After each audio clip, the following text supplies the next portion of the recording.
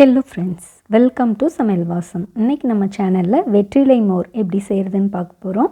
வெற்றிலையிலையும் சரி மோர்லேயும் சரி ஏராளமான மருத்துவ குணங்கள் இருக்குது.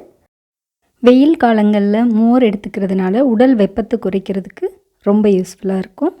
உடல் வறட்சியை போக்குறதுக்கும் ரொம்ப யூஸ்ஃபுல்லாக இருக்கும். ஸோ அது எப்படி செய்கிறதுன்னு பார்த்துக்கிட்டு அதனோட ஹெல்த் பெனிஃபிட்ஸும் பார்த்துடலாம். நான் மோர் எடுத்து வச்சுருக்கேன். ஒரு 150 ml மோர் எடுத்திருக்கேன். அதில் 2 மீடியம் சைஸ் வெற்றிலை நீங்கள் எந்த வெற்றிலை வேணாலும் யூஸ் பண்ணிக்கலாம். அதை இந்த மாதிரி சின்ன சின்னதாக கட் பண்ணி உள்ளே போட்டுடலாம். மோரில் புரோட்டீன், பொட்டாசியம் எல்லாமே அதிகமாக இருக்குது. கால்சியம் ரொம்ப அதிகமாக இருக்குது. விட்டமின் டெஃபிஷியன்சி இருக்காது மோர் எடுத்துக்கிட்டோம்னா. இப்போ கூடவே 4 மிளகு, 1/4 டீஸ்பூன் சீரகம் சேர்த்துக்கலாம்.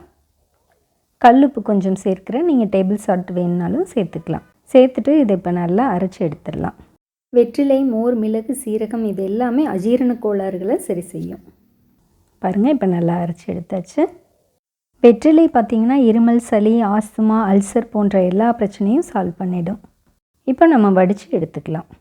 இப்போ நமக்கு சுவையான வெற்றிலை மோர் ரெடி ஆயிடுச்சு. டேஸ்ட்டும் ரொம்ப அருமையாக இருக்குங்க. குழந்தைங்கெல்லாம் தனியாக வெற்றிலை கொடுத்தா அந்த காரல் அடிக்கும். பெரியவங்களும் சரி, நமக்கு இப்போ சாப்பிட்ற பழக்கம் இல்லை. ஆனால் அந்த காலங்களில் சாப்பிட்ட உடனே வெற்றிலை பாக்கு போடும் பழக்கத்தை நம் முன்னோர்கள் கொண்டு இருந்தாங்க. அதனால் அவங்க ஆரோக்கியமாக வாழ்ந்தாங்க. பட் இன்றைக்கி வெற்றிலை அப்படிங்கிறது நம்ம யாருமே யூஸ் பண்ணுறதில்ல. ஸோ இது போல் மோரில் வெற்றிலை கலந்து குடித்தா பயன்பெறலாம். நன்றி, வணக்கம்.